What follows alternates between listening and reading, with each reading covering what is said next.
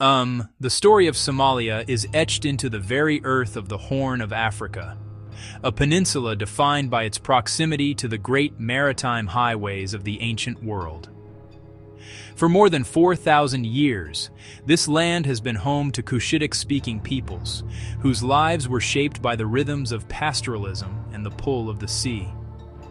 These early inhabitants were primarily nomadic herders, camels, goats, sheep, moving across the arid plains and scrublands in a seasonal search for water and pasture. Their social structure was built upon a complex system of clans and subclans, intricate webs of kinship for security, identity, and dispute resolution. This deep-rooted pastoral tradition would define Somali culture and society for millennia. Long before the rise of great empires elsewhere, people here were active in a vibrant network of international commerce. The Somali coast, straddling the Gulf of Aden and the Indian Ocean, linked Africa's interior with Arabia, Persia, India, and the Mediterranean world. Ancient Egyptians called it the land of Punt. From its ports, Somali traders supplied frankincense and myrrh, aromatic resins prized in ritual and medicine. They traded spices, ivory, animal hides, and other valuables, earning a reputation as savvy, resourceful merchants. Trade brought ideas, technologies, and customs, a cross-pollination that fostered a uniquely cosmopolitan outlook. Seafaring became second nature. The dhow and its lateen sails symbolized their connection to the wider oceanic world. Monsoon winds governed patterns of contact, enabling lasting relationships and laying foundations for city-states and sultanates. A nomadic interior paired with a cosmopolitan coast. The seeds of commerce planted in antiquity blossomed into a golden age. A chain of powerful, prosperous city-states emerged along the coast. Zayla, Berbera, Marca, the legendary Mogadishu. From trading posts to metropolitan centers, their authority radiated across the Indian Ocean. Sophisticated urban polities, governed by local dynasties, sultanates of Ifat and Adal, controlled vast networks and minted currency. They wielded political influence, competing with the Christian Ethiopian Empire for inland trade. Islam reached the coast early, and by the 10th century dominated coastal cities, its influence spreading into the pastoral interior. Adoption of Islam bound Somali sultanates to Dar al-Islam, facilitating trade and a rich exchange of knowledge, law, astronomy, mathematics, theology. Islam fused with Zir, shaping a unique socio-legal framework. Mosques and madrasas anchored worship, education, and social life. Shared faith and legal norms strengthened trust, letting trade in gold, ivory, textiles, and livestock flourish. The coast became a critical global node. Ibn Battuta admired Mogadishu in 1331. Coral stone architecture still whispers of that era. A distinct Somali Islamic identity took form, confident, outward-looking, and masterful in shaping regional history.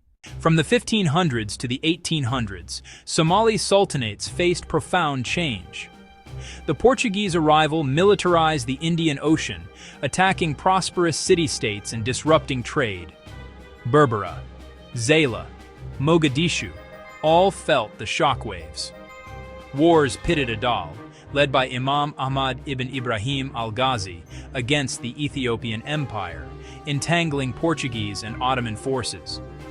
As European incursions grew, Somali states tightened ties with the Ottomans, who offered military and technical support. Geopolitics drew the coast deeper into global rivalries. The once open oceanic system became contested. In the south, the Galati rose, ruling the interior and the Juba and Shabelle valleys, with a strong land army and agricultural base. They dominated regional trade and enforced their will on coastal cities like Marca and Brava. In the northeast, Majirteen and Hobyo emerged as major powers, controlling frankincense and conducting their own diplomacy with Britain and Zanzibar. Through turmoil, pastoralism remained the backbone while merchants adapted, diversifying partners and routes.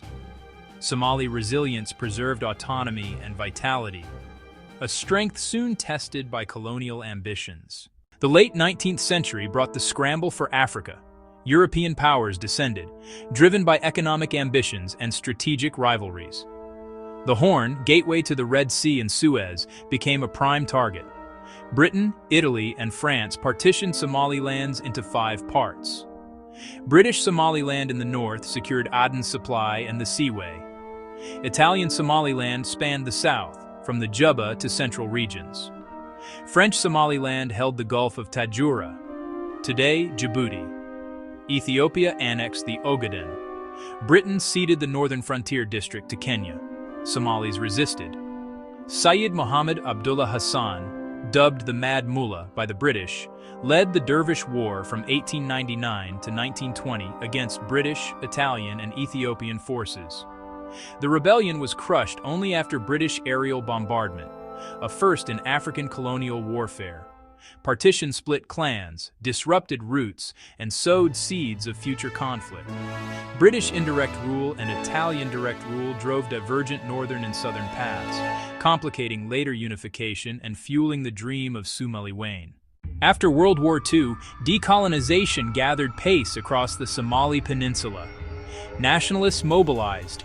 Under a UN trusteeship, Italian Somaliland moved toward independence. Britain prepared to end its protectorate. On June 26, 1960, British Somaliland became independent.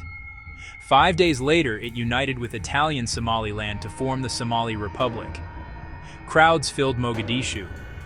The light blue flag bore a white, 5-pointed star of unity, 1 point for each Somali territory.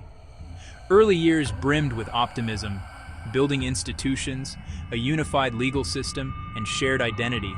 But politics grew fractious. Many parties aligned with clans, reshuffles, and charges of corruption.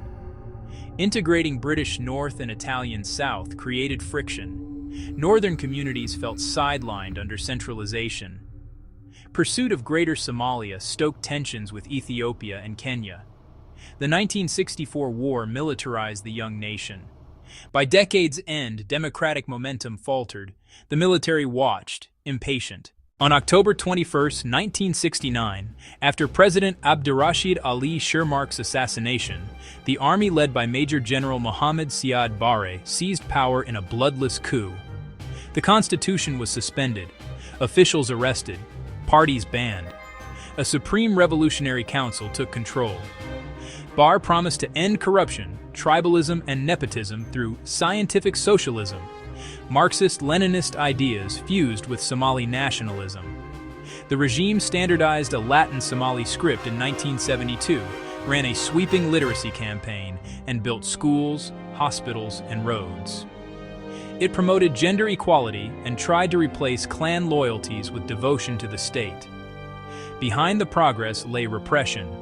The National Security Service spied on, imprisoned, and tortured opponents.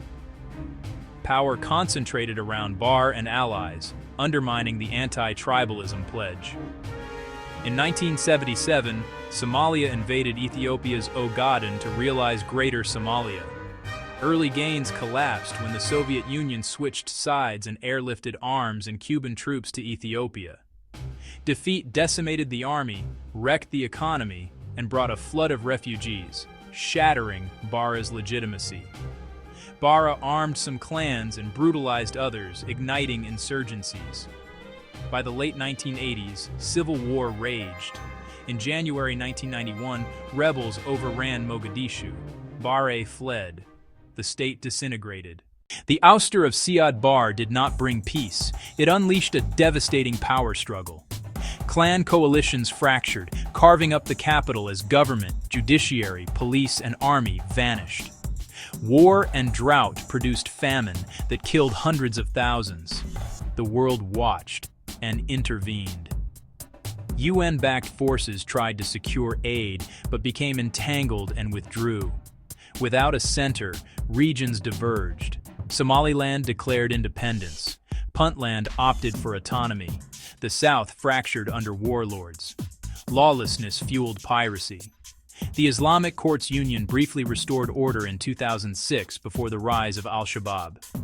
Amid chaos, Somalis rebuilt abroad, in Europe, North America, and the Middle East, sending billions in remittances.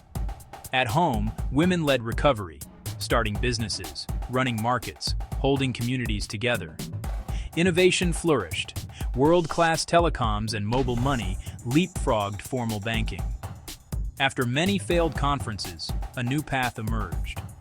In 2012, a provisional constitution and the first parliament in 2 decades marked a turning point. Federal member states formed, security forces with partners pushed back against al-Shabaab. Challenges remain: political fragility, climate shocks, insecurity. Yet Somalia's 21st century story is one of resolve and renewal.